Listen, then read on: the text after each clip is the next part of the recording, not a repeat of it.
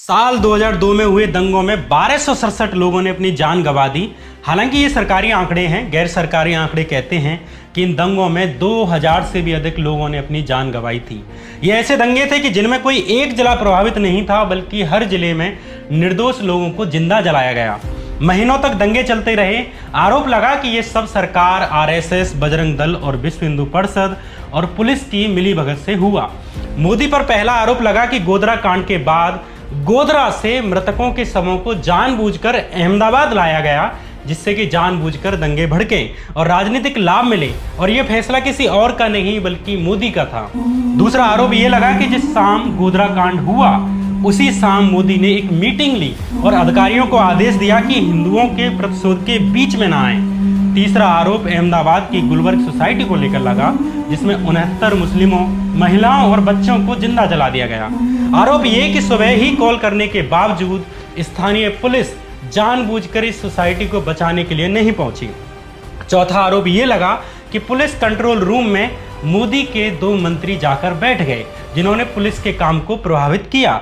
पांचवा आरोप ये लगा कि गुलबर्ग सोसाइटी में रहने वाले कांग्रेस के पूर्व सांसद एहसान जाफरी ने मोदी को भी फोन किया था और बताया था कि एक उग्र भीड़ ने उनकी सोसाइटी को घेर लिया है, लेकिन मुख्यमंत्री ने कोई मदद नहीं की, उल्टा उन्हें गालियां दी। इसके बाद हुए नरसंहार में दंगाइयों ने गुलबर्ग सोसाइटी में 69 मुस्लिमों को मार डाला। साथ ही एहसान जाफरी को भी उनके हाथ काट डालने के बाद जिंदा जला दिया। छठवां आरोप यह लगा कि अहमदाबाद की नरोदा पाटिया नामक जगह को लेकर कि यहां हुए नरसंहार में 97 मुस्लिमों की हत्या कर दी, जिसमें कि अधिकतर महिलाएं थीं जिन्हें रेप करने के बाद जिंदा जलाया गया, लेकिन जानबूझकर पुलिस ने दंगाइयों को नहीं रोका।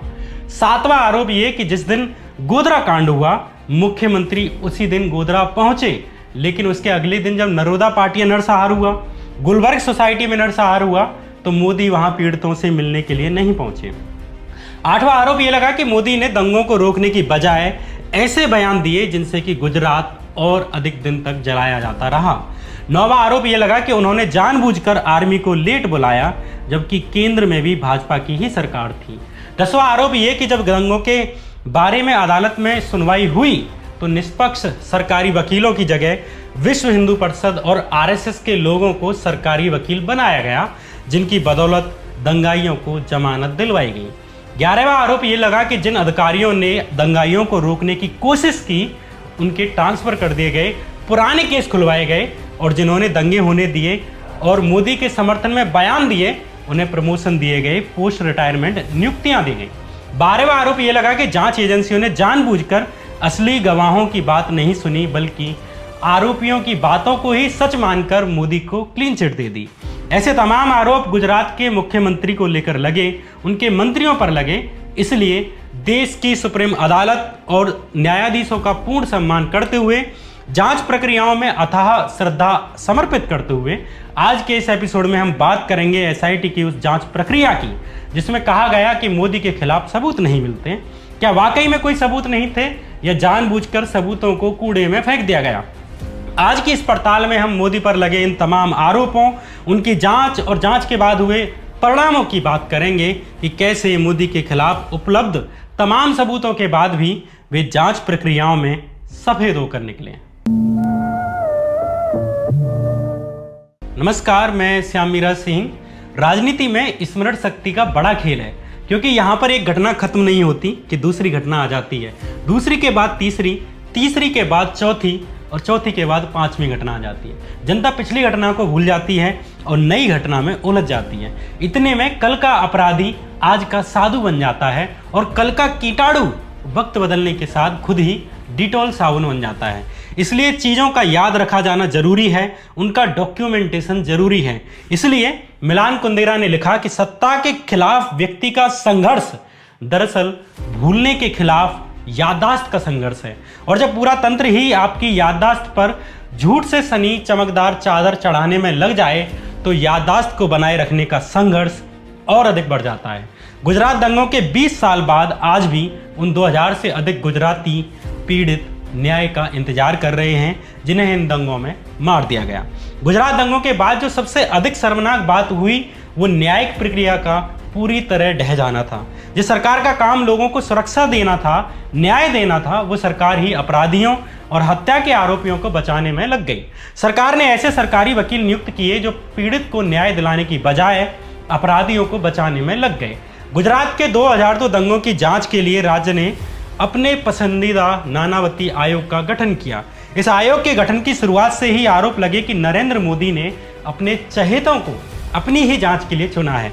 इसलिए साल 2003 में ह्यूमन राइट कमीशन की याचिका पर संज्ञान लेते हुए सुप्रीम कोर्ट ने सीनियर लॉयर हरीश साल्वे को एमिकस क्यूरी नियुक्त किया, जिनका जिम्मा था कि ये आयोग की जांच पर नजर रखेंगे।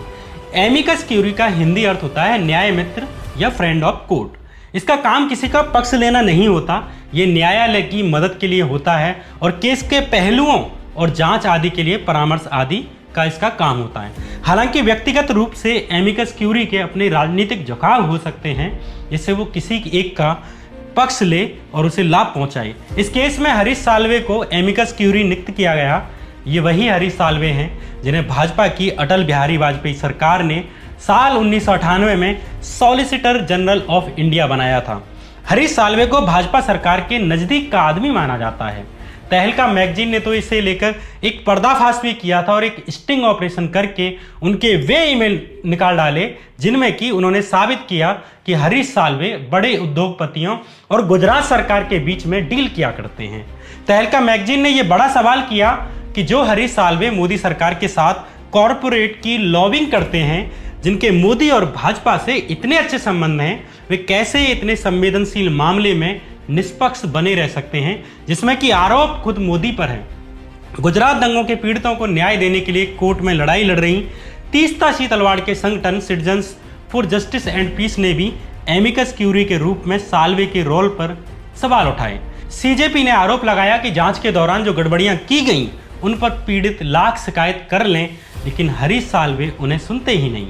एक ऐसे आदमी को सुप्रीम कोर्ट ने अपना एमिकस क्यूरी बना दिया जिसका काम जांच पर सिर्फ नजर रखना ही नहीं था, बल्कि उस जांच के लिए बनी एसआईटी की टीम में सदस्य कौन कौन से होंगे इसका भी चुनाव करना था। उस महत्वपूर्ण पद पर गुजरात सरकार के लिए लॉबिंग करने वाले हरीश साल्वे को न्याय मित्र बना दिया गया, जिस केस में पहले से ही पीड़ितों को न्याय की उम्मीदों की हत्या की जा रही थी, बल्कि दंगों के सैकड़ों आरोपियों को छोड़ा जा रहा था। हरीश साल्वे और एसआईटी की टीम के सदस्यों पर लौटेंगे जिसने मोदी को क्लीन चिट दी। उससे पहले गुजरात में चल रही जांच के तौर तरीकों पर नजर मारते हैं। गुजरात दंगों के बाद गुजरात में जांच और न्यायिक प्रक्रिया को ऐसे कुचला जा रहा था कि दंगों से जुड़े एक मामले में सुप्रीम कोर्ट को वो केस गुजरात से बाहर महाराष्ट्र में शिफ्ट करना पड़ा, क्योंकि दंगों के कुछ दिन के भीतर ही सभी दंगे के आरोपियों को बाइज्जत बरी कर दिया गया। इस बहुचर्चित और शर्मनाक मामले का नाम है बेस्ट बेकरी मामला, जिसे सुप्रीम कोर्ट को गुजरात से मुंबई ट्रांसफर करना पड़ा। दरअसल बेस्ट बेकरी एक दुकान का नाम था। दंगों के दौरान शरण के लिए छुपे 14 लोगों को इस दुकान के अंदर जिंदा जला दिया गया। मरने वालों में 11 मुसलमानों के अलावा 3 हिंदू भी शामिल थे जो उस दुकान में काम करते थे। दंगों के बाद बेस्ट बेकरी मामला कोर्ट में पहुंचा। करीब 70 से अधिक गवाहों ने बयान भी दिए। इस नरसंहार का आरोपी लोकल भाजपा विधायक था, लेकिन कुछ ही दिन के बाद इस मामले में जिन लोगों ने गवाही दी थी उन्होंने कोर्ट में अपने बयान बदल दिए। इस मामले की मुख्य गवाह जाहिरा शेख ने भी अपने बयान बदल लिए, जिसके खुद के परिवारीजनों को इस कांड में जान गंवानी पड़ी थी। इसके अलावा गवाहों के बयानों को लिखते समय इतनी गलतियां की गईं कि मामला कोर्ट में टिका ही नहीं और 27 जून 2003 के दिन सभी 21 आरोपियों को रिहा कर दिया गया, ये कहते हुए कि सबूत नहीं मिले। चारों तरफ इस मामले की आलोचना हुई। बाद में गवाहों ने बताया कि उन्हें लोकल भाजपा विधायक जान से मारने की धमकियां दे रहा था, जो खुद बेस्ट बेकरी कांड में दंगों का आरोपी था। एक दिन मुख्य गवाह जाहिरा शेख ने मीडिया में आकर खुलासा किया कि लोकल बीजेपी विधायक मधु श्रीवास्तव उसे हत्या करने की धमकी दे रहा था, इसलिए उसने कोर्ट में बयान बदल लिया। जाहिरा शेख ने कहा कि हमें हर रोज धमकाया जा रहा था, मुझे लगा कि हमें मार दिया जाएगा और कोई भी हमारा समर्थन करने के लिए आगे नहीं आएगा, मैं बिल्कुल अकेली पड़ गई। सोचिए, जिसके परिवारीजनों को जिंदा जला दिया गया उसे ही इतना परेशान और डरा दिया गया कि उसे कोर्ट में बयान बदलकर कहना पड़ा कि उसने कुछ देखा ही नहीं, और अदालत ने भी बिना इसकी जांच किए ही दंगे के 21 आरोपियों को बाइज्जत रिहा कर दिया। ये फिल्म नहीं बल्कि गुजरात की हकीकत है। ऐसे ही ना जाने कितने दंगाई सैकड़ों मासूमों की हत्या करने के बाद भी सलाखों के पीछे नहीं पहुंचे, बल्कि बहुत तो चुनाव दर चुनाव भी जीतते रहे। सुप्रीम कोर्ट ने भी गुजरात में न्यायिक प्रक्रिया की इस प्रकार धज्जियां उड़ाने पर नाराजगी जताई। उस समय वीएन खरे सुप्रीम कोर्ट के चीफ जस्टिस थे। जस्टिस वीएन खरे ने कहा कि उन्हें गुजरात सरकार में कोई भरोसा नहीं बचा। ये कहते हुए सुप्रीम कोर्ट ने बेस्ट बेकरी मामले को गुजरात से महाराष्ट्र ट्रांसफर कर दिया ताकि निष्पक्ष जांच हो। रिटायरमेंट के बाद सुप्रीम कोर्ट के पूर्व चीफ जस्टिस रहे वीएन खरे ने एक इंटरव्यू भी दिया, जिसमें उन्होंने ये कहा कि गुजरात दंगे स्पष्ट रूप से स्टेट स्पॉन्सर्ड जेनोसाइड थे, यानी राज्य प्रायोजित नरसंहार थे जिनके पीछे सरकार की पूरी मशीनरी थी। इसी इंटरव्यू में जस्टिस वीएन खरे ने कहा, उस वक्त मेरे पास बहुत सी याचिकाएं आई, करीब 400 मामले थे। मैंने इनकी एफआईआर को पढ़ा। मैं हैरान था कि किस ढंग से इन्वेस्टिगेशन की जा रही थी। इतनी बड़ी जांच के बाद भी कुछ नहीं मिल रहा था। मैंने एफआईआर पढ़ी और इस निर्णय पर पहुंचा कि ये सरकार द्वारा प्रायोजित किए गए नरसंहार थे, लेकिन किसी में बोलने की हिम्मत नहीं थी। हत्याओं के सभी आरोपितों को छोड़ा जा रहा था। इस इंटरव्यू में गुजरात दंगों को राज्य प्रायोजित नरसंहार कहते हुए सीजेआई वीएन खरे ने बेस्ट बेकरी कांड और गुलबर्ग सोसाइटी का उदाहरण दिया और बताया कि किस प्रकार जानबूझकर इन दोनों जगहों पर नरसंहार होने दिया गया, जिसमें कि आराम से लोगों को बचाया जा सकता था। पूर्व सीजेआई वीएन खरे ने इस इंटरव्यू में एक जगह यह भी कहा कि मैंने ओपन कोर्ट में कहा, अगर मैं स्थिति में होता तो नरसंहार और हत्या के आरोप में नरेंद्र मोदी के खिलाफ एफआईआर दर्ज करता। जस्टिस वीएन खरे पर दोबारा आने से पहले यहाँ एक चीज का जिक्र करना जरूरी है कि गुजरात दंगों में पीड़ितों द्वारा नरेंद्र मोदी पर तमाम आरोप लगाने के बावजूद गुजरात पुलिस ने उनके खिलाफ एक एफआईआर दर्ज नहीं की। आप जानकर हैरान होंगे कि आज भले ही कहा जा रहा है कि दंगों में उनका हाथ होने के सबूत नहीं मिलते, लेकिन सबूत तब मिलेंगे जब उन पर एफआईआर हो, उन्हें रिमांड पर लिया जाता, क्रॉस क्वेश्चन पूछे जाते, ट्रायल होता, लेकिन ऐसा कुछ भी नहीं किया गया। नानावती आयोग ने तो इतने साल तक जांच की, लेकिन एक बार भी मोदी को पूछताछ तक के लिए नहीं बुलाया और बिना सवाल किए ही क्लीन चिट दे दी। एक इंटरव्यू में जब जस्टिस नानावती से यह पूछा गया कि आपने नरेंद्र मोदी को एक बार भी पूछताछ के लिए नोटिस क्यों नहीं भेजा, तो उन्होंने कहा कि उन्हें लगा ही नहीं कि मोदी को नोटिस भेजें।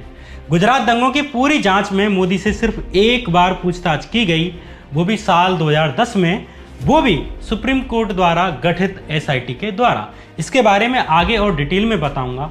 फिलहाल वापस बेस्ट बेकरी मामले पर लौटते हैं, जैसे कि सुप्रीम कोर्ट ने गुजरात सरकार पर अविश्वास जताते हुए महाराष्ट्र ट्रांसफर कर दिया था। इस मामले में बाद में 21 आरोपियों में से 9 को उम्र कैद की सजा मिली, जबकि इन्हीं आरोपियों को गुजरात में बाइज्जत बरी कर दिया गया था। जब इस मामले को गुजरात से महाराष्ट्र शिफ्ट किया गया तो उस वक्त के चीफ जस्टिस सीजेआई वीएन खरे ने एक महत्वपूर्ण बयान दिया था, जो इस केस के अलावा गुजरात दंगों के बाकी सभी मामलों की जांच में हुए फर्जीवाड़े को भी समझने में मदद करेगा। जस्टिस वीएन खरे ने कहा कि पब्लिक प्रोसिक्यूटर यानी कि सरकारी वकीलों, जिनका काम किसी की साइड लेना नहीं होता बल्कि ये सुनिश्चित करना होता है कि न्याय होना चाहिए, उन्होंने बचाव पक्ष के वकीलों की तरह काम किया।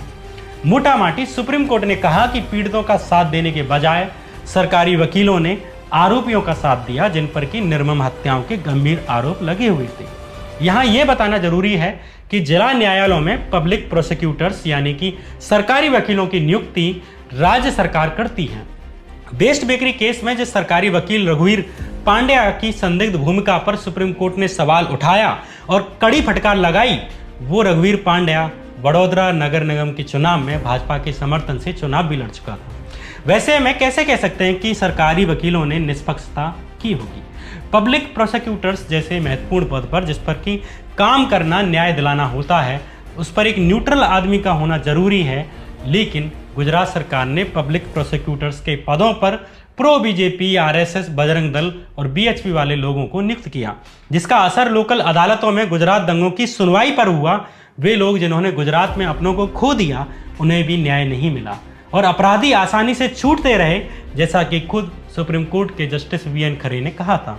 सरकारी वकीलों के पद पर आरएसएस, विश्व हिंदू परिषद के लोगों की नियुक्ति को लेकर साल 2000 टाइम्स ऑफ इंडिया ने भी एक रिपोर्ट की थी। इस रिपोर्ट के अनुसार चेतन शाह नाम के एक वकील को अहमदाबाद सेशन कोर्ट में चीफ पब्लिक प्रोसिक्यूटर यानी कि मुख्य सरकारी वकील बनाया गया था।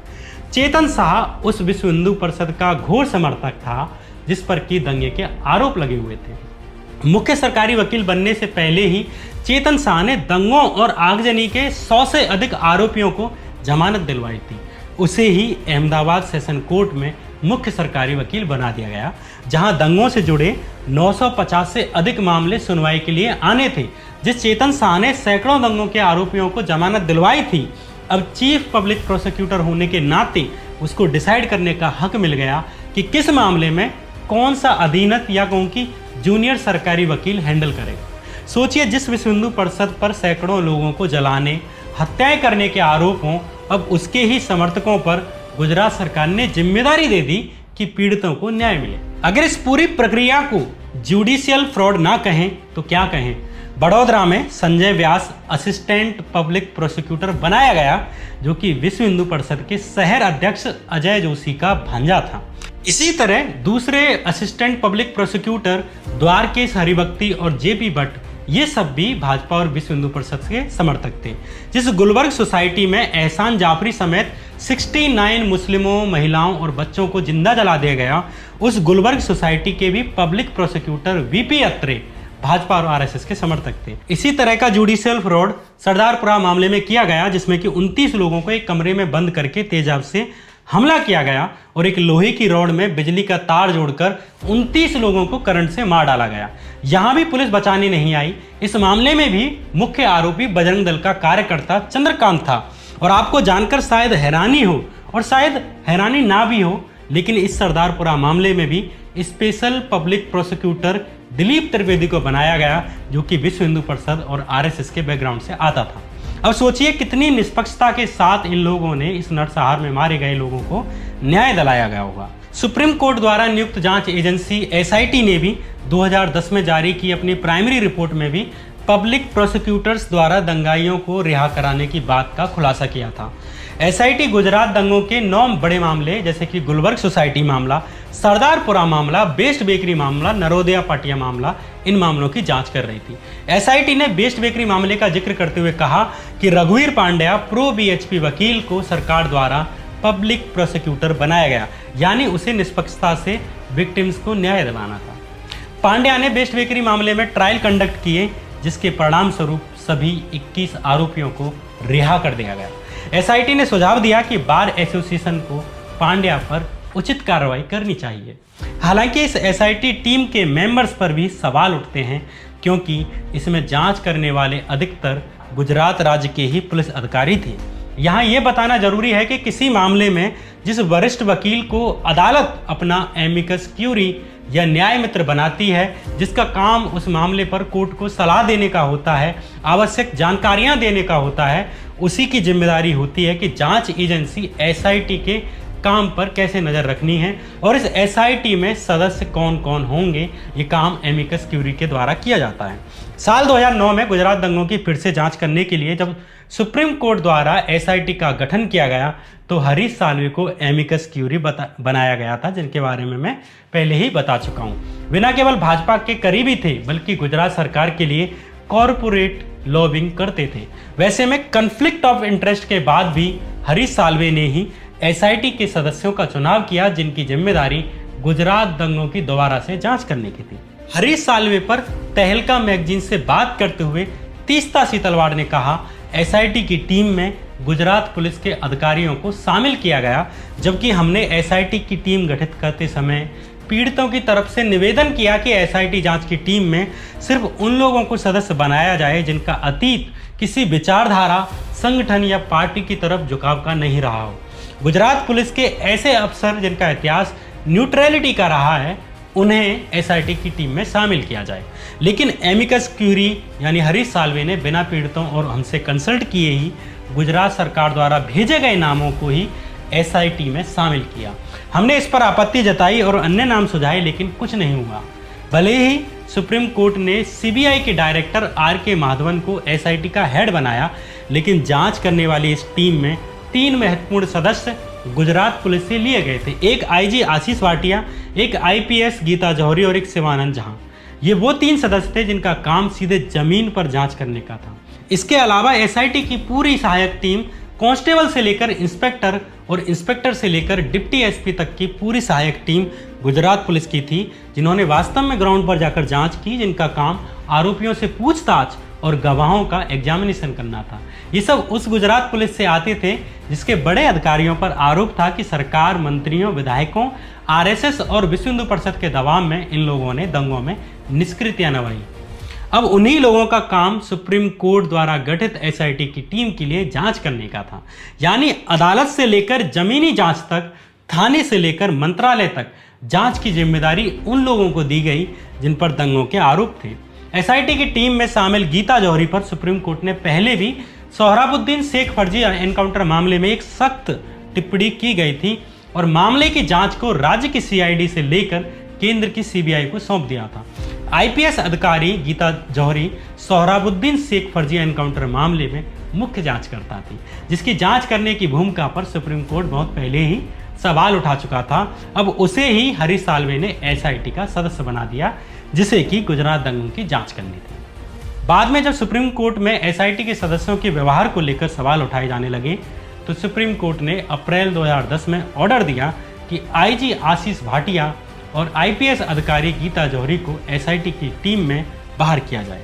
लेकिन कमाल की बात यह है कि जब इन दो सदस्यों के रिप्लेसमेंट की बात आई, तब भी हरीश साल्वे ने पीड़ितों के सुझाव को नहीं सुना और अन्य सदस्यों की नियुक्ति कर दी। शीतलवाड़ का कहना है कि हमने जनवरी 2010 में डिटेल में पत्र लिखकर बताया कि कैसे गुजरात में जांच के नाम पर एसआईटी के द्वारा फर्जीवाड़ा किया जा रहा है, लेकिन अमिकस क्यूरी हरीश साल्वे ने एक न सुनी। हारकर 6 अप्रैल 2010 को सुप्रीम कोर्ट को कहना पड़ा कि वे हमारी बातें सुने और अंत में सुप्रीम कोर्ट को एक गुजरात के बाहर के पुलिस अधिकारी ए.के. मल्होत्रा को कहना पड़ा कि वे जांच में की जा रही गड़बड़ियों की जांच करें। सुप्रीम कोर्ट के सीनियर वकील प्रशांत भूषण ने भी एमिकस क्यूरी के रूप में हरीश साल्वे की भूमिका पर सवाल उठाए हैं। पहले भी कई मामलों में उन्होंने एमिकस क्यूरी रहते हुए निष्पक्षता नहीं निभाई थी। कुल मिलाकर जांच करने वाले निचले अधिकारियों से लेकर एसआईटी के सदस्यों में गुजरात पुलिस का हस्तक्षेप रहा, जिस पर कि सीधा सीधा कंट्रोल गुजरात सरकार का है। अपने आसपास के राज्यों पर नजर घुमाइए और सोचिए कि राज्य की पुलिस अपने मुख्यमंत्रियों, मंत्रियों और उसके समर्थकों के खिलाफ कितनी न्यायपूर्ण जांच कर सकती है। ऐसा ही गुजरात दंगों की जांच के मामले में हुआ। नानावती आयोग की तरह ही एसआईटी की जांच ने भी कह दिया कि मोदी के खिलाफ सबूत नहीं मिलते। बिना किसी एफआईआर के ही मोदी को क्लीन चिट दे दी गई। दंगों के असली अपराधियों को बचाने के लिए पुलिस चौकी से लेकर न्यायिक प्रक्रिया तक को हाथ में लिया गया। अपने ही हिसाब के सरकारी वकील चुने गए। दंगों के हजारों पीड़ित दंगों के बाद लिखी गई एफआईआर से लेकर अंत में आई जांच रिपोर्ट तक एक उस प्रक्रिया से गुजरे जिसे एक जुडिशियल फ्रॉड कहा जाए तो भी कम है, क्योंकि ये किसी की मानवीय संवेदनाओं की भी हत्या थी।